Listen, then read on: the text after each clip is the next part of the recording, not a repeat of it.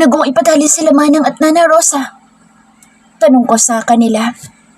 Hindi naman talaga sila nakatali. Nagdadrama lang sila. Ang sabi nila, game sila sa plano kaya, ayun, nagkunwaring nakatali at sila pa nagpresenta noon. Sagot ni Mommy. Mommy naman eh. Halos maiyak ako. I'm sorry, Princess. Oh, I'm sorry. Mas niyakapan niya ako ng mahigpit. Kung sinabi niyo lang na nandito na kayo, pinakaban niyo pa ako eh. Tumawa lang ang mga ito. Again, baby, I'm sorry. Okay na po. At least ngayon nawala na ang kabatakot ko. Payakap nga po ulit ako. Niyakap ko silang muli ng mahigpit. Kinuwento nila sa akin kung paano nilang nalaman na nasa rest house ako. Nagkasundo pala sila ni Don Felipe. Alam na raw nila ang lahat about sa amin ni Dustin at masayang masaya sila. Noon pa man, gusto ko na si Dustin para sa'yo, Irish. Mabuti naman at natutunan mo rin siyang mahalin. Hawak ni Mommy ang aking palad. Marami rin nangyari habang wala kayo, Mom. Lahat ng mga nangyari sa akin, hindi ko akalaing na kaya ko. Naging independent ako. Nakatayo ako sa sarili kong mga paa and I'm so proud of myself, Mom. Dahil hindi ko nga akalaing makakaya kong buhayin si Danica without your help. May mga araw na gusto ko nang sumuko pero iniisip kong hindi pwedeng sumuko dahil may anak akong umaasa sa akin. I'm very happy for you, Irish. You learned a lot while we were gone. Hinaplos niya ang buhok ko. Ngayong nandito na kami, hindi kami papayag na hindi matutuloy ang kasal niyo ni Dustin sa simbahan. Masayang masaya na sabi ni Mommy. Tumayo pa ito. Hindi matutuloy ang kasal sa simbahan. Pareho kaming napatingin ni Mommy sa pintuan nang marinig ang boses ni Kuya. Kuya, anong sinasabi mo, Harold? Hindi ako papayag na ikasal sa Irish sa kaibigan ko si Dustin. Sabay kang pakakasalan ni Irish, wala nang iba pa. Kuya, hindi mo na ako may papakasal sa iba dahil kasal na kami ni Dustin. May permahan na kami, mag-asawa na kami. Ngayon, itutuloy lang namin ang kasal sa simbahan. No! I said no, Irish! Tinignan ko si Mommy pero napailing na lang ito. Mommy, pumapayag ba kayo sa sinasabi ni Kuya? I'm sorry anak pero kung ayaw ni Kuya mo kay Dustin, hindi pwedeng pilitin natin na ikasal kayo sa simbahan. Hindi pwedeng magpakasal kung may tumututol naman. Mommy naman, pati ba naman kayo? Akala ko ba gustong-gusto niyo si Dustin? Para sa akin. Pero sang salita lang ni Kuya, matras na kaagad kayo. I'm sorry anak. Muli kong binalingan si Kuya. Kuya, ayoko magpakasal sa iba. Ayoko! Sa inis ko'y tinalikuran ko silang pareho. Akala ko ba ayos na? Akala ko ba ayos na sa kanilang lahat si Dustin? Bakit ipipilit pa nila ako ipakasal sa iba? Nagmukmuk ako sa kwarto. Hindi ko nga sila nilalabas. Ilang araw akong kumakain sa kwarto at umiiyak. Ayaw din nila akong palabasin para makipagkita kay Dustin. Akala ko magiging masaya na kami pero bakit naman ganito? Kahit nga puntahan ko sa Danica ay ayaw nilang pumayag. Anong klase buhay ito? Sa cellphone ko lang naririnig ang boss ni Danica dahil sa phone ko lang ito nakakausap. Nakaka-video call ko kaya nakikita ko ang kanyang muka. Si daddy mo, baby. Wala po, Mommy. Umalis. Saan nagpunta? May inaasikaso po. Asikaso? Ano? Ang sabi po ni Daddy, aasikasuhin niya raw po ang kasal. Hindi po ba kayo ikakasal ni Dad, Mommy? Napailing ako. Hindi naman kami kakasal ni Dustin dahil tumutol si Kuya Harold. Kaninong kasal ang inaasikaso ni Dustin? Pakakasalin ba niya sa Amy? Pagkatapos ng usapan namin ni Danny, kay lumabas ako para hanapin sila Mommy pero hindi ko nakita. Wala sila sa bahay pero may guard na nakabantay. Grabe, ang higpit nila sa akin. Talagang ayaw nila akong palabasin. Napasandal ako at unti-unting napaupo sa sahig. Hindi ko kaya magpakasal sa iba. Ayoko magpakasal kay Rick. Hindi ko naman siya mahal. Baka pag nagsama lang kami sa isang bubong, mag-aaway lang kami na mag-aaway. Dumating ng araw na pinakaayaw kong mangyari. Ang kasal natutol ang puso ko. Napaiyak na lamang ako habang nakatingin sa salamin. Inayusan nila ako pero panay naman ang pagtulo ng luha ko. Irish, stop crying. Kasal mo ngayon. Nasisirang make-up mo. Nag-aalalang sabi ni Mommy. Kayo lang may gusto sa kasal na to, Mommy. Hindi ako. Inis na sagot ko. Habang pinagmamasta ng sarili sa salamin, iniinis ako. Ibang lalaki ang pakakasalan ko. Hindi sa Dustin. Paano ako magiging masaya? Magiging masaya ba ako? Ang ganda-ganda mo pero nabubura lang ang mga luha mo, make-up mo. Itigil mo muna ang pag-iyak mo. Payo sa akin ng babaeng nag-aayos sa akin. Paano ko magagawa itigil ito? Sabihin mo nga sa akin. Kung ikaw ba nasa kalagayan ko, ngingiti ka ba? Ngingiti ako basta't gwapo ang pakakasalan ko. Gwapo siya, pero hindi ko siya mahal. Malungkot na sabi ko. Ay, ang saklap naman pala ng life mo, girl. Okay lang yan, at least gwapo siya. Hindi na lang ako umimik. Hinintay ko na lang na matapos ang pagme-makeup niya sa akin. Natigil din naman ang pagtulo ng luha ko pero baka pagdating sa simbahan, magiging lantang gulay na ako dahil sa nararamdaman ko. Everything is ready and the bridal car is already outside. Mommy took me outside. Anak, huwag ka nang umiyak. Mommy, hindi ko kayang itigil ang pag-iyak ko. Pumayag kayong ipakasal ako sa iba. Akala ko pa naman kakampi ko kayo. Akala ko pa naman kakampi kayo ni Dustin pero hindi pala. Kinampihan niyo pa si Kuya. I'm sorry, anak. Habang inihahakbang ko mga paa ko papasok sa loob ng bridal car, parang ayoko pang pumasok pero pinilit na ako ni Mommy na pumasok doon. Pinasamahan pa niya ako sa loob ng bridal car. Baka raw tatakas na naman ako. Ngayon hindi na ako makakatakas. Kaya no choice ako kundi ang pumunta na lang sa simbahan. Doon ko na lang sasabihin ang lahat na hindi ko kayang pakasalan si Rick. Ang lakas ng kabakuan ng makarating sa simbahan. Masasayang lang ang preparation na ito dahil hindi rin naman matutuloy. Pansin kong bonggang-bongga ang ganap. Hindi naman siguro nila pinagandaan to ng bongga, no? Inihakbang ko ang aking mga paa papasok sa simbahan habang wala naman tigil ang pag-agos ng luha ko. I'm at the door and I can see the red carpet. I wiped my tears and took a deep breath. I look around. Nakita ko sila, Ashley at Kuya Aaron. Nandito sila sa kasal ko? Invited sila? Ni Mommy? Or si Kuya nag-invite sa kanila? Habang nakikita ko nakangiti si Ashley at masayang-masaya, naiinggit ako. Masayang-masaya siya dahil kasama niya ang mahal niya habang ako magpapakasal sa taong hindi ko naman mahal. Tumayo si Ashley para i-cheer ako. Nag-thumbs up siya sa akin. Napangiti ako kahit papaano pero sa pangalawang pagkakataon na ito, madidisappoint na naman sila sa akin dahil mapapahiya ko na naman ang lalaking naghihintay sa akin ngayon sa altar. Sinalubong naman ako ni Daddy. Pinulupot kong aking braso sa braso ni Daddy. Binilisan kong aking paglalakad kahit panay naman ang pagpunas ko sa mga luha ko. Stop crying, princess. This is the happiest day of your life, so smile. Daddy, cheer me up. I can't smile, Daddy. I'm sorry.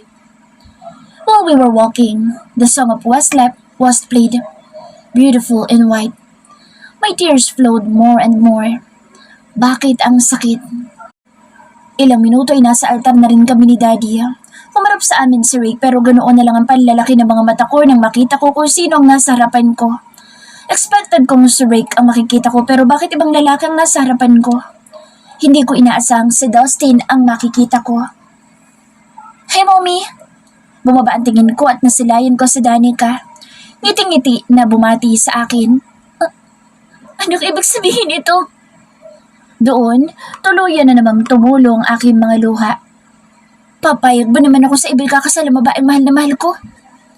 Nagsalita si Dustin. Napawang ang labi ko sa tuwa at tuluyan na ako napahagulhol. Napaiyak ako dahil sa tuwa.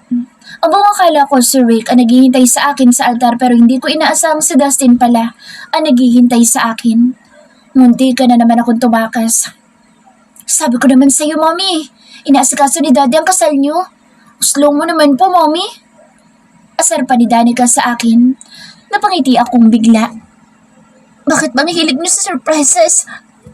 Pinalo ko sa dibdib si Daddy. I'm sorry, anak. Sige na, lapitan mo na ang groom mo. Ibinigay na ni Daddy ang kamay ko kay Dustin. I'm sorry, hon. This was all your brother's plan. Pinagbigyan ko lang si Harold. I'm sorry. Nabigyan pa kita ng sama ng loob. Dinala niya ang kamay ko sa kanyang labi at hinalikan ito. Nasa harapan namin si Padre at nakikinig at nanonood sa amin. I'm sorry, Padre. Babatukan ko lang ito lalaking ito. Paalam ko kay Padre at ngumiti lang si Padre. Ouch! That hurts! Para yan sa pakikipagkasundo mo sa pamilya ko. Kahit alam mo na may stress ako, hinayaan mo lang. Sama mo talaga, Dustin. Hindi na kita pakakasalan. Nakangusong sabi ko. Tatalikod na sana ako. Bibiruin ko lang naman siya ngunit tinapit niya ang bewang ko. Padre, simulan niyo na po please. Baka makawala pa itong babaeng mahal na mahal ko. Hindi ko na siya pakakawalan dahil gusto ko siya ang makasama ko habang buhay. Siya lang at wala ng iba. Pakisabi po sa babae ito, Padre. Talagang inutusan pa sa Padre. Narinig ko ang hiyawan sa loob ng simbahan. Ang iba ay tila kinikilig. Pakiramdam ko na may namumula ako dahil nag-init ang pisngi ko. Hindi rin naman nila makikita ang pamumula ko dahil natatakpan ng veil ang aking mukha. Third person's POV. I, Irish David, promise to take care of you, love, and serve you, Mr. Dustin Wright. As your wife, I will do everything to be a good wife to you. I will be with you in hardship and in comfort. And I will love only you as long as I live. I love you. Parang may kung anong umihip na hangin sa balat ni Dustin nang marinig ang salitang iyon mula kay Irish. Napangiti si Dustin, ngiting napakatamis, dahil sa wakas ay narinig niya na rin mula sa mga labi ni Irish ang matagal niya nang gustong marinig. Tumikim si Dustin bago nagsimulang magsalita. I, Dustin Wright, have loved you since you were 16. I said to myself, you are the woman I will marry. You are the woman who will be the mother of my children. So I am here in front of you, promising to take care of you and to love you. I will be with you through sickness and in health. I promise you that you are the only woman I will love for the rest of my life. I love you, Irish David Wright. Hinawakan ni Dustin ang kamay ni Irish, saka inilapit sa kanyang mga labi para halikan. After the two exchanging vows, Padre gives Dustin's permission to kiss Irish. And now, you may kiss the bride. Nagkatitigan ang dalawa pagkatapos sawiin ni Dustin ang veil na nakatakip sa mukha ni Irish. Tumabingi naman ang ulo ni Dustin para gawaran ng halik sa labi si Irish. Sa wakas, natapos din ang kanilang kasal. Binuhat ni Dustin sa Irish pagkatapos ay tumakbong lumabas sa simbahan. Binabadi naman ni Dustin sa Irish nang makarating sa pintuan ng simbahan. Itinaas ni Irish ang kanyang kamay para ipakita sa lahat ang kanyang wedding ring. We're officially married! Sigaw ni Irish. Nang matapos ang hiyawan ay nag-form ng circle ang mga kababaihan para sa pagsalo ng bouquet. Tumatalikod pa lang sa Irish ay excited nang sumalo ang mga dalaga na dumalo sa kasal. Ready? Sigaw ni Irish. 1, 2, 3! Sigaw niya sa katuluyang inihagis ang bouquet. Nag-aagawa naman ang mga kababaihan na saluhin ito. Nasalo ito ng pinsan ni Irish. Naghiyawan naman ang mga ito. Irish POV. Congratulations! Isa-isa kaming binati ng mga relatives ni Dustin at ng aking mga relatives at sa iba pa ng mga bisita. Halos mapuno rin ng regalo ang venue dahil halos yata lahat ng dumalo ay may mga regalo para sa amin. Pagkatapos ng church wedding ceremony, tumuloy kami sa Osaka, Manila Hotel. Hindi naman nila pinaghandaan ang kasal na ito. Wala akong kamalay-malay sa lahat. Naayos na pala nila ang lahat na dapat aayusin. Sobra akong na-surprise. Masyado nilang ginalingan. Hindi ko malang naisip iyon. Prank lang pala ang lahat. O talagang trip nila na paiyakin ako. Ang gagaling nilang lahat mag-acting. Hindi ko man lang mga napansin o nahalata. Nasayang pa ang luha ko na ilang linggo. Kung nasayang man ang luha ko, may maganda naman na naging kapalit. Kaya naman pala pinagbawalan nila ako na makita si Danica dahil ito na palang plano nila. Iniisip kong tila ayaw nila mommy kay Danica dahil hindi man lang nila ito kinuha mula kay Dustin. Yun pala, palihim nilang pinupuntahan si Danica sa mansyon ni Don Felipe. Hindi lang din ako nagtaka kung bakit hindi man lang namimilit sa Danica na makita ako. Yun pala'y nakuha na nila ang loob ng anak ko na wag sabihin sa akin ng mga hinanda nilang surprise para sa akin. Nainis pa ako kay Dustin dahil hindi man lang siya nag-effort na puntahan ako sa bahay. Ang buong akala ko magpapakasal na sila ni Amy nang marinig ko sinabi ni Danica na may inaasikaso itong kasal. Kasal pala naming dalawang inaasikaso niya. Copy? Yumuko si Dustin para itanong sa akin kung masaya ba ako. Nakangiti na ako sa lahat. Mamaya ko na lang sasingilin si kuya at si mommy dahil pinasama nila ang loob ko. Ikakasal na lang ako, pinasama pa nila ang loob ko. Ang sasama. Congratulations, Mr. and Mrs. Wright. Lumapit sa amin si Ashley. Base sa narinig ko, sinugot ni Kuya Aaron ang napakalaki kong cake na worth 5 million. Request daw kasi iyon ni Ashley sa kanya. Alam niyo naman, kahit gaano pa kalaki ang magastos ni Kuya Aaron, hindi niya tatanggihan si Ashley. Mahal na mahal niya eh. Thank you, bestie. So, paano ba yan? Pareho na tayong hindi single ngayon. Pagbibiro pa ni Ashley sa akin. Ano pa nga ba? Nakatali na nga mga braso ko sa lalakong to. Ayaw nang pakawalan. Tinuro ko mga kamay ni Dustin nakapulupot sa aking braso. Minsan hinahalikan pa niya mga palad ko. Hindi pa talaga yun nakontento. Talagang pasimple niyang hinahalikan ang leeg ko kahit napakaraming tao sa harapan namin. Alam mo naman, adik na adik yan sa'yo. Biro ni Ashley. Nagtawanan kami. I'm crazy about your best friend. I admit. Sagot naman ni Dustin saka dinalang palad ko sa kanyang labi para halikan. Eh! Asar nitong bestie ko na kinikilig pa yata sa amin ni Dustin kesa sa sarili niyang love life. Mula sa likuran ni Ashley, inatanong kong palapit sa kinaroroonan namin sila Kuya Aaron, Kuya Harold at yung isa pa nilang kaibigan na si Kuya Elijah. Bakit parang kulang? Congratulations, dude! Bati ni Kuya Aaron na kaagad pinulupot ang mga braso nito sa bawang ng asawa.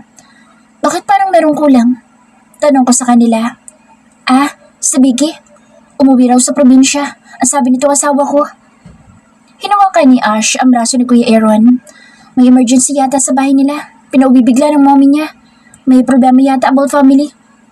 Sa Ashley na ang sumagot. Ganun ba? Napangusog na lamang ako. Hindi kasi sila kumpleto. Nabigla na lang ako na lumapit si Kuya Harold kay Dustin at biglang tinapik ang balikat ng asawa ko. Ingatan mong kapatid ko ha. Kapag isang beses na uuwiin sa bahay na umiiyak, tandaan mo, right? Hindi ka makakapasok sa pamamahay ko para suyuin ang kapatid ko. Paalala ni Kuya Harold. Seryoso pero may biro sa kanyang pananalita. Malabong mangyari yun, tol. Mahal na mahal ko ang kapatid mo. Hindi ko paiyakin sa Irish. Baka ako pang paiyakin ng kapatid mo. Sagot naman ni Dustin. Bigla ko siyang siniko dahil sa sinabi niya. Nagtawanan lang sila. Maging sa Ashley ay natawa na rin. Bumalik na rin ulit sila sa kanilang table. Mamaya-maya lang ay umalis sa akin tabi si Dustin. Saan ka pupunta? Pahabol ko sa kanya. A heavy performance prepared for you. Sabay kindat niya sa akin. Napangiti na lamang ako habang pinagmamasdan ang likuran niyang papalayo sa akin. Nagiyawan ang lahat. Napapatili pa yung iba. Hey, my dear wife. This is for you. Announced ni Dustin sa kangiting-ngiti na nakatingin sa akin. May kasama pang kindat ang kumag. Napangiti na naman ako habang kinakagat ang labi ko. Ewan ko ba pero kinikilig ako. Ano naman kayang kalukuhan ang naisip nito? Maya-maya lang ay may mga lalaking nag-form square at nasa gitna naman si Dustin. Bumilog ang labi ko na magsimula itong gumalaw. Nag-played naman ang song na Dynamite by BTS. Nakangiti lang ako simula na mag-umpisa hanggang sa matapos ang sayaw ni Dustin. Hindi ko akalain magaling din naman pala siyang sumayaw. Ilang buwan niya kayang pre-practice iyon. Pagkatapos nitong sumayaw ay nag-played naman ang sexy song. Naghihiyawan ng mga tao nang biglang maghubad si Dustin. Tinapon niya kung saang banda ang kanyang suit. Nanlaki naman ang mga mata ko sa ginawa niya. Napatakip ako ng bibig. Ano bang trip mo? Sanyas na sinabi ko iyon sa kanya ngunit isang mapang-akit na tingin lang ang ginawa nito sa akin. Nag-played ang song na Uhaw. Unti-unti lumapit sa akin si Dustin habang hindi mawala sa kanya ang pang-aakit na pagsayaw. Pinipigilan kong matawa ngunit hindi ko magawa dahil sa ginawa niyang pag-sexy dance sa aking harapan. Dustin, ano to? Tila pabulong na tanong ko sa kanya nang makalapit sa akin. Kagat-labi pa ito habang nagsisexy dance sa aking harapan. Napalunok na lamang ako nang binigyan nila ng isang basong tubig si Dustin saka naman ito ibinuhos sa kanyang katawan. Kagat-labi tuloy ako nakatingin sa kanya. Nang matapos ang sexy dance ni Dustin ay napatayo ako saka ako pinalakpakan nito. Saka naman naghiyawan ang lahat. One more! Sigaw ng iba. Nakita kong pagod na si Dustin. Nilapitan ko ito saka pinunasan ng kanyang pawis. Kasalanan to ng kuya mo eh. Pinagtripan pa yata ako. Bulong niya sa akin. Akala ko ba, inihanda mo performance na yun para sa akin? Only the simple dance. Does that include the sexy dance? I'm not prepared for sexy dance. That's just your brother's plan. Kapag hindi ko ginawa yun, baka totohanin niya sinabi niyang hindi kita makakatabi ngayong gabi. Parang bata, nasumbong niya sa akin. Natawa na lang akong bigla. Naniwala ka naman? Yup. When it comes to the woman I love, I'll do everything even if it's hard for me to do that thing. Sus! Isang mahinang batok sa kanya noong binigay ko. Pabiro lang naman. Oh, what was that for? Para yun sa pagsunod sa kuya ko. Kapag pinakain ka niya ng pagkain na ayaw mo, kakainin mo rin? Yup, if it's for you, why not? He suddenly grabbed my waist and brought our bodies closer. I'll do anything, as long as it's for you, wife. He whispered to me. I bit my lower lip and smiled. Napako ang aking paningin na maagaw ng aking pansin na isang babaeng kapapasok lang sa venue. Kung hindi ako nagkakamali, si Amy iyon. She is wearing red cocktail dress. Anong ginagawa niya dito? Tanong ko kaagad sa kanya. Nilungon niya rin ang tinitingnan ko. I forgot to tell you. I invited her. What? You invited her? Why? You know this is our wedding. Our fucking wedding. Why did you invite her? What if she just messes up here? Nag-alboroto ako sa inis. Just relax, okay? Nagkausap na kami na maayos ni Amy at nakamove on na siya sa akin. Nakamove on na kami sa isa't isa, kaya huwag ka na magselos. Kunwari, hinapit niya ang bewang ko. Sino nagsabing nagsaselos ako? Sa inis ko ay itinula ko siya ng mahina. Oh, my wife's getting mad. Napataas siya ng kamay na parang sinasabi niyang I surrendered. Bago pa man ulit ako makapagsalita, nasa aming harapan na ngayon si Amy. Nagulat na lang ako na makitang may kung anong binunod si Amy sa kanyang shoulder bag at itinutok sa akin. Nanlaki ang mga mata ko nang makitang baril ang hawak ni Amy. I'm sorry. I'm late. Sabi ni Amy habang nakatutok sa akin ang baril niya. Lahat ng mga bisita ay biglang natakot. Maging ako ay natakot na rin. Sinasabi ko na nga bang walang magandang dala itong si Amy. Kasalanan talaga ito ni Dustin. This is all your fault, Ni. Inis na bulong ko kay Dustin. Scared, Mrs. Wright? Tanong pa nitong si Amy. Hindi ako natatakot dyan sa itinututok mo sa akin. Matapang na sagot ko. At least kung mamamatay man ako ngayon sa kinatatayuan ko, napakasala naman ako ng lalaki mahal ko. Ikaw kaya, masaya bang buhay mo? Sarcastic ang tanong ko sa kanya. Masyado ka namang seryoso, Mrs. Wright. Nandito lang naman ako para ihatid ang gift ko. And also to congratulate you and Dustin. Nakangiting sabi nito. Totoo ba sinasabi nito? Tinutok naman niya kay Dustin ang baril na hawak niya. I will try this to your husband. Sorry, Irish, but I have to do this. Nalaki ang mga mata ko nang unti-unti niya nang kinakalabit ang gatilyo nito. Amy, anong ginagawa mo? Inis na tanong ko sa kanya. Hindi mo ba narinig ang sinabi ko? I will try this gun to your husband. Mas lalong nalaki ang mga mata ko nang tuluyan niyang kalabitin ang gatilyo. Napatalon ako sa gulat nang tuluyan niyang makalabit ang gatilyo. Napapikit ako at naimulat din ang mga mata agad. Taningnan ko kaagad si Dustin pero sa halip na kulay red ang tutulo sa suit niya ay kulay black iyon. Hindi rin bumagsak sa sahig si Dustin. It's a prank! Biglang sigaw ni Amy. Sa inis ko'y nilapitan ko siya at sinabunutan ang buhok niya. Natawa naman ang gaga. It's a joke, Irish! Tawa pa rin ito ng tawa. Joke sa'yo, sa akin hindi. Halika nga dito. Bakit bang hilig niyo mag-prank? Mamamatay ako sa sakit sa puso dahil sa mga ginagawa niyo. Hinila ko pa rin ang buhok niya sa kabinitawan din naman. Ang mga nasa paligid din naman ay nagsitawanan na rin. I'm sorry, Irish. Tawa pa rin ang tawa ang bruha saka nag-peace sign kalaunan. Sa susunod na mag-prank kayo, siguraduhin niyong hindi ako mamamatay sa kaba, ha? Nakapamewang nasabi ko sa kanila, saka ko sinulyapan si Dustin na tumatawa na rin. Alam mo rin ba ito? Nakapamewang natanong ko sa kanya. Hindi, Han. Manwala ka. Wala akong alam dyan. Ganon. Kinuha ko ang baril na hawak ni Amy sa katinutok sa kanya. Ito, kainin mong lahat ng tsokolate na lalabas sa baril na to. Inis na sabi ko, saka ako kinalabit iyon para sumabog sa kanya ang tsokolate na laman noon. Oh, stop it! Mabaliw-baliw sa pagtakip ng mukha si Dustin. Naghihiyawan na naman ang mga guest. Napuno ng tawanan sa loob ng venue at ang iba'y kinikilig pa. Napuno rin ang suit ni Dustin ng tsokolate. Nang makontento ay muli kong hinanap si Amy ngunit natagpuan ko siyang kausap si Kuya Harold. Nakangiti habang kausap si Kuya Harold. Mukhang nagpapa-charming pa. Anong meron kay Amy at Kuya? Tanong ko kaagad kay Dustin. Sumagot ka dahil kung hindi walang honeymoon na magaganap. I don't know. Kaagad naman nasagot niya. Yung totoo. Sinamaan ko siya ng tingin. I swear hon, hindi ko talaga alam kung ano meron sa kanilang dalawa. Hayaan na lang silang dalawa, matanda na yung kuya mo. Mas lalo ko pa siyang sinamaan ng tingin.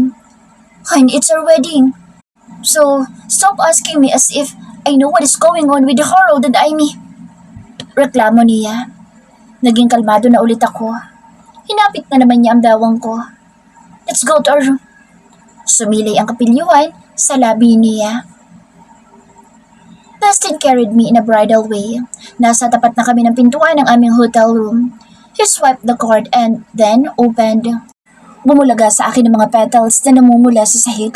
So romantic, kaya napaawang ang labi ko. Unti-unti naman niya akong inilapag. Naglakad ako patungo sa kulay puti at malambot na kama. Hindi ko inaasahang may lingerie na nakapatong doon sa kama. It's a red lingerie. May nakalapag din na card sa tabi nito. Binuksan ko ito at binasa ang nakasulat. Enjoy the night, bestie. I know you're so sexy in this lingerie. Now, I have just imagined your husband's face when he saw you wearing it. Good luck. From your bestie, Ash. Napalunok ako matapos kong basahin ang notes na nakasulat sa card. Ang kulit mo talaga, Ash. Kala mo naman may susuot ko to. As if naman na makapag-babies pa ako nito. Sa itsura pa lang ni Dustin, mukhang hindi na ako aabot pa na magsuot dito dahil atat yun. Napasabunot ako ng aking buhok. Ragaluhan ba naman ako ng halos lumuwa ng katawan ko sa lingerie na ito? What is that, hon? Sinilip ko si Dustin. Sinisilip niya rin ako. Ha? Wala. Namumula yata ako. Iniisip ko palang na isinusuot ko ito. Nahihiya na ako. Babagay pa kaya sa akin to? Tanitigan ko ang lingerie habang nasa loob pa ng banyo si Dustin. Ilang beses ko yata iyong isinukat sa katawan ko pero napapailing na lang ako. Baka asarin lang ako ni Dustin kapag nakita niya suot ko na ito. Hon, di ka ba sasabay sa akin? Sigaw ni Dustin sa banyo. I'm soaking in the bathtub. Maybe you wanna join? Muli ay sigaw ni Dustin. Binitawan ko ang lingerie at binalik sa kama. Nandiyan na! Sagot ko, saka ko tinahak ang banyo. Pagbukas ko nasilayan ko si Dustin na nasa jacuzzi. Enjoy na enjoy habang pinaglalaruan ng mga bula. Napalingon siya sa akin. Nang makita ko yung ngumiti siya, saka sumilay na naman ang kapilyuhan ng kanyang mga ngiti. Don't you have any plans to accompany me here? He asked while drinking wine. He laid the bottle of wine. He went up to jacuzzi. Kagatlabi ko siyang tiningnan at pinagmasdan nang makitang nakahubad pala siya. Napalunok ako nang ibinaling ko sa ibang direksyon ang aking paningin. Bakit ayaw mo tumingin? Hindi ka mag-enjoy kung hindi ka titingin sa akin. Nakalapit na pala siya sa akin. Hinawi niya ang aking muka na para mapatingin sa kanya. Hinapos niya ang aking mukha. Bumaba ang mga tingin niya sa aking labi. Akala ko'y dampilang ngunit nag-alab ang mga halik niya. Pinagapang niya ang mga halik sa aking panga hanggang sa aking leeg. Wala akong pagtutol nang patalikurin niya ako at unti-unting hinuhubad ang strap ng wedding gown ko. Dahan-dahan itong dumula sa aking katawan. Naramdaman ko ang lamig ng tuluyan itong mahulog sa sahig. Nayakap ko ang aking sarili. Niyakap niya rin ako habang hindi napipigtas ang paghalik niya sa aking batok, leeg, hanggang sa pagapangin ang mga halik niya sa aking likuran. This time, I feel the softness and gentleness of his kisses. I love you, Irish White. Bulong niya sabay kagat niya sa aking tenga. Nakikilit ako kaya umalingaw-ngaw ang tawa ko. Sa pagkakataong ito humarap ako sa kanya. Hinawakan ko ang kamay niya at ninampian ng halik ang labi niya. I love you too. Bulong ko rin sa kanya. Sumilay ang ngiti sa kanyang mga labi. Sa kanya muling siniil ng halik ang labi ko. I love you, I love you, I love you. Paulit-ulit niyang hinalikan ng aking mga palad. Napangiti ako sa ginawa niya. I will love you for the rest of my life. And I will take care of you as much as I can. I love you so much, Irish. He kissed my palms again and again. Nakangiti lang ako habang pinagmamasdan ko siyang tila sinasamba niya ako. Ngayon ko na-realize na swerte-swerte ko pala sa kanya. Bakit hindi ko yun nakita noon pa? Ang sarap magmahal ni Dustin. Kahit kailan hindi ko nakikita ang sarili sa kanya pero ngayon gustong gusto ko na siya. Hindi lang gusto. Mahal na mahal ko si Dustin Wright. Ngingiti ka lang ba dyan? Nakangiting tanong niya sa akin. Ha? Naiisip ko kasi kung bakit kita minahal. Biro ko sa kanya. Kagad na naglandas sa mga kilay niya. Isn't it because I'm handsome? I have all the qualities of the man you should like. Biro niya rin nasagot. Ang yabang mo? Medyo hinampas ko siya pero hinuli niya lang ang kamay ko tinalikan. Kung ano man yung nasabi ko sa iyo noong galit na galit ako, walang katotohanan iyon. Para sa akin, ikaw ang pinakamalinis na babae. Lahat ng nasabi kong masasakit sa iyo noon, hindi ko sinasadya yun. Nasabi ko yun dahil gusto ko masaktan ka pero promise, pagkatapos ng nasabi ko sa iyo, ilang gabi akong hindi nakatulog. Gusto kong puntahan ka para mag-sorry pero pinipigilan ako ng pride ko. Muli niyang hinalikan ang aking labi, sa noo at sa tungki ng ilong. Biglang sumeryoso ang kanyang mukha.